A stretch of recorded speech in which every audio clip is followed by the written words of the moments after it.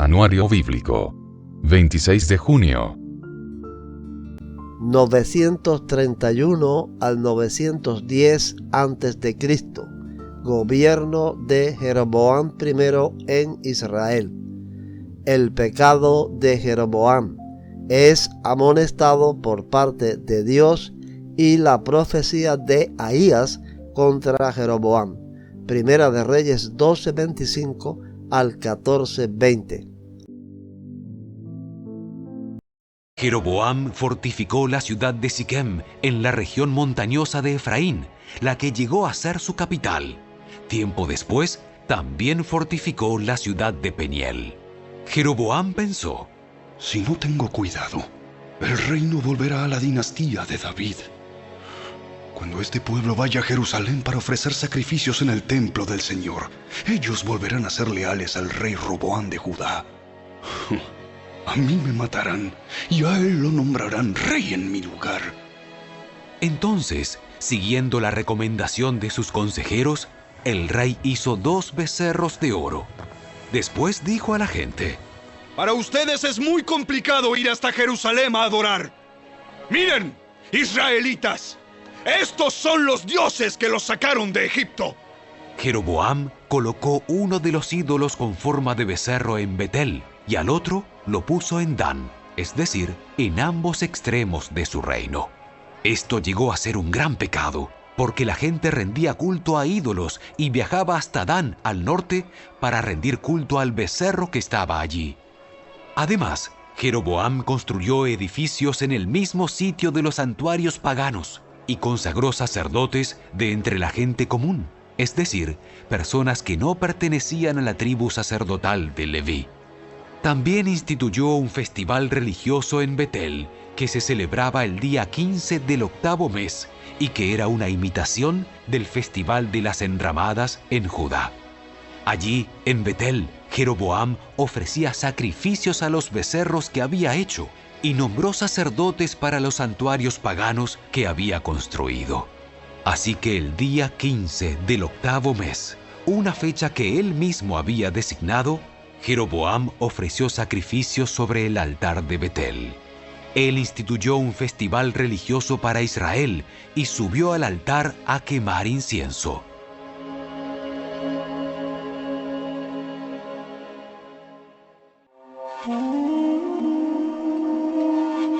Por mandato del Señor, un hombre de Dios de la región de Judá fue a Betel y llegó en el momento que Jeroboam se acercaba al altar para quemar incienso. Luego, por mandato del Señor, el hombre de Dios gritó: ¡Oh altar! ¡Altar! ¡Esto dice el Señor! En la dinastía de David nacerá un niño llamado Josías, quien sacrificará sobre ti a los sacerdotes de los santuarios paganos que vienen aquí a quemar incienso, y sobre ti se quemarán huesos humanos. Ese mismo día, el hombre de Dios dio una señal para demostrar que su mensaje era verdadero, y dijo: el Señor ha prometido dar una señal. Este altar se partirá en 2 y sus cenizas se derramarán en el suelo. Cuando Jeroboam oyó al hombre de Dios hablar contra el altar de Betel, el rey lo señaló con el dedo y gritó: ¡detengan a ese hombre! Pero al instante, la mano del rey se paralizó en esa posición y no podía moverla. En ese mismo momento se produjo una enorme grieta en el altar y las cenizas se desparramaron, tal como el hombre de Dios había predicho en el mensaje que recibió del Señor. Entonces el rey clamó al hombre de Dios: te ruego que le pidas al Señor tu Dios que me restaure la mano. Así que el hombre de Dios oró al Señor y la mano quedó restaurada y el rey pudo moverla otra vez. Después, el rey dijo al hombre de Dios: ven al palacio conmigo, come algo y te daré un regalo. Pero el hombre de Dios le dijo al rey: aunque me dieras la mitad de todo lo que posees, no iría contigo. No comería ni bebería nada en este lugar, porque el Señor me ordenó: no comas ni bebas nada mientras estés allí, y no regreses a Judá por el mismo camino. Así que salió de Betel y volvió a su casa por otro camino. Sucedió que había un profeta anciano que vivía en Betel, y sus hijos fueron a contarle lo que el hombre de Dios había hecho en Betel ese día. También le contaron a su padre lo que el hombre le había dicho al rey. El profeta anciano les preguntó: ¿por dónde se fue? Así que ellos le mostraron a su padre el camino que el hombre de Dios había tomado. Rápido, ensillen el burro. Enseguida le ensillaron el burro y se montó. Entonces salió cabalgando en busca del hombre de Dios y lo encontró sentado debajo de un árbol grande. El profeta anciano le preguntó: ¿eres tú el hombre de Dios que vino de Judá? Sí, soy yo. Entonces le dijo al hombre de Dios: acompáñame a mi casa y come algo. No, no puedo. No se me permite comer ni beber nada en este lugar, porque el Señor me dio este mandato. No comas ni bebas nada mientras estés allí, y no regreses a Judá por el mismo camino. Sin embargo, el profeta anciano le dijo: yo también soy profeta, como tú, y un ángel me dio este mandato de parte del Señor. Llévalo a tu casa para que coma y beba algo. Pero el anciano le estaba mintiendo, así que regresaron juntos, y el hombre de Dios comió y bebió en la casa del profeta.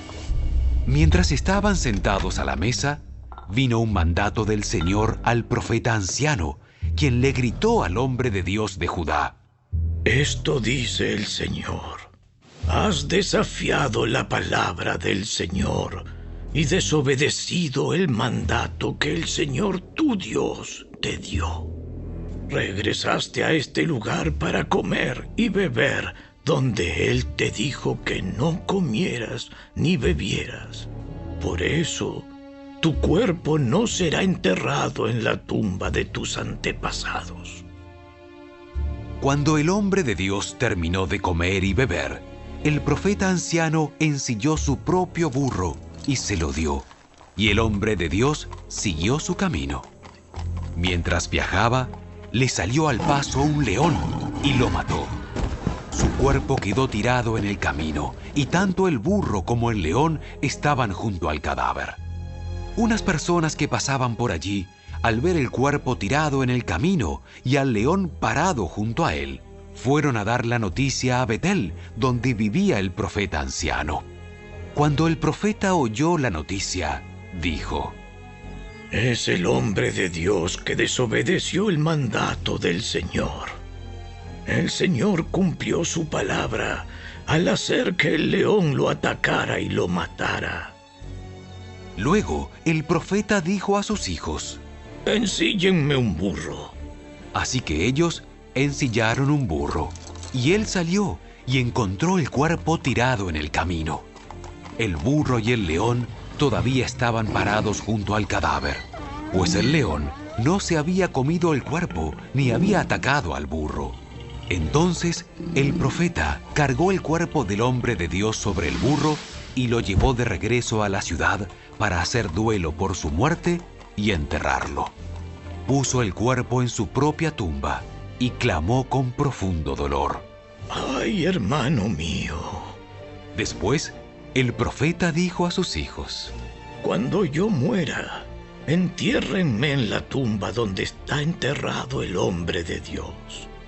Pongan mis huesos al lado de los suyos, pues el mensaje que el Señor le dijo que proclamara contra el altar de Betel y contra los santuarios paganos en las ciudades de Samaria, ciertamente se cumplirá. A pesar de esto, Jeroboam no abandonó sus caminos perversos. Continuó seleccionando sacerdotes de entre la gente común y nombraba a cualquiera que quisiera ser sacerdote de los santuarios paganos. Esto fue un gran pecado, y como consecuencia, la dinastía de Jeroboam fue totalmente eliminada de la faz de la tierra.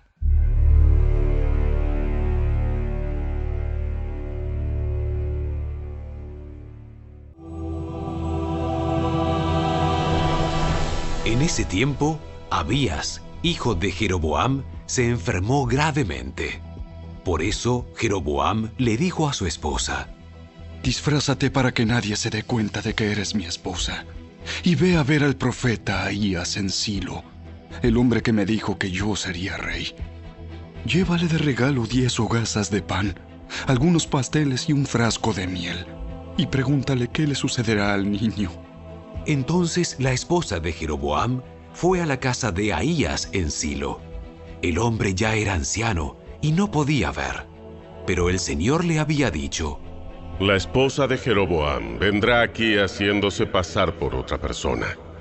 Ella te preguntará acerca de su hijo porque está muy enfermo. Dale la respuesta que yo te doy. Así que, cuando Ahías oyó los pasos de la mujer en la puerta, le dijo: Entra, esposa de Jeroboam. ¿Por qué te haces pasar por otra persona? Luego dijo: Tengo malas noticias para darte. Llévale a Jeroboam, tu esposo, este mensaje del Señor, Dios de Israel. Yo te saqué de entre la gente común y te hice gobernador de mi pueblo Israel. Le arranqué el reino a la familia de David y te lo entregué a ti. Pero tú no has sido como mi siervo David, quien obedeció mis mandatos y me siguió con todo el corazón y siempre hizo lo que yo quería.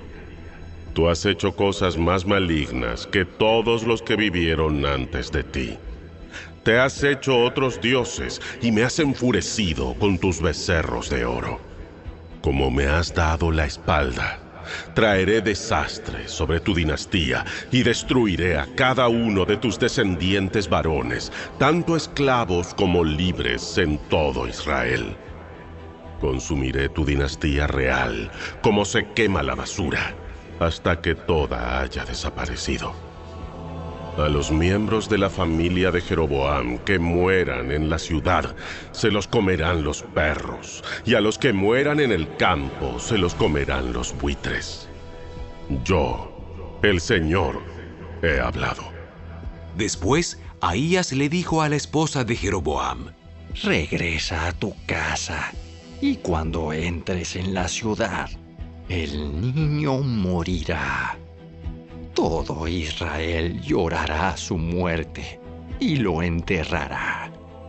Él será el único miembro de tu familia que tendrá un entierro apropiado, porque este niño es lo único bueno que ve el Señor, Dios de Israel, en toda la familia de Jeroboam. Además, el Señor levantará un rey sobre Israel que destruirá a la familia de Jeroboam. Esto sucederá hoy, ahora mismo. Luego, el Señor sacudirá a Israel como la corriente agita los juncos. Él desarraigará a los israelitas de esta buena tierra que les dio a sus antepasados y los esparcirá más allá del río Éufrates, porque ellos han enfurecido al Señor con los postes que levantaron para rendir culto a la diosa Asera. Él abandonará a Israel debido a que Jeroboam pecó e hizo que Israel pecara con él. Entonces la esposa de Jeroboam regresó a Tirsa, y el niño murió en el momento que ella atravesaba la puerta de su casa. Todo Israel lo enterró y lloró su muerte, tal como el Señor había prometido por medio del profeta Ahías. Los demás acontecimientos del reinado de Jeroboam, con todas sus guerras y la forma en que él gobernó, están registrados en el libro de la historia de los reyes de Israel. Jeroboam reinó 22 años en Israel. Cuando Jeroboam murió, su hijo Nadab lo sucedió en el trono. 931 al 913 a.C. Gobierno de Roboam en Judá.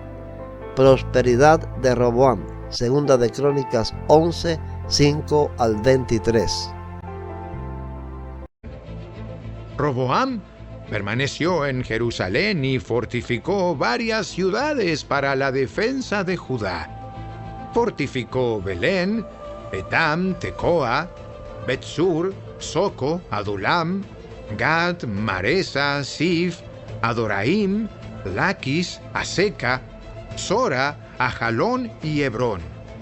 Estas fueron las ciudades fortificadas de Judá y de Benjamín.